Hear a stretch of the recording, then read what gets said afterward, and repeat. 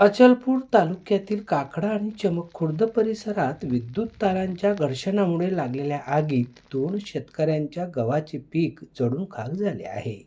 काढणीला आलेला घास हिरवल्या गेल्याने बळीराजावर मोठे आर्थिक संकट ओढवले आहे.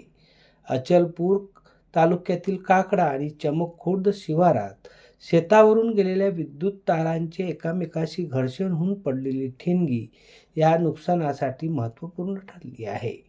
काकडा येथील शेतकरी निरंजन बोंडे यांच्या काढणीला आलेला सुमारे 2 एकरातील गहू या विद्युत घर्षणाच्या ठिणगीने जळून खाक झाला आहे.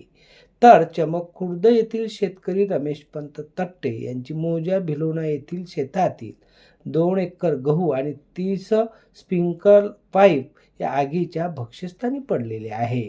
दोन्ही शेतकऱ्यांचे पीक कापणीसाठी अगदी तयार होते, मात्र वीज वितरण कंपनीच्या लोंबकळणाऱ्या तारांमुळे ही दुर्दैवी घटना घडली.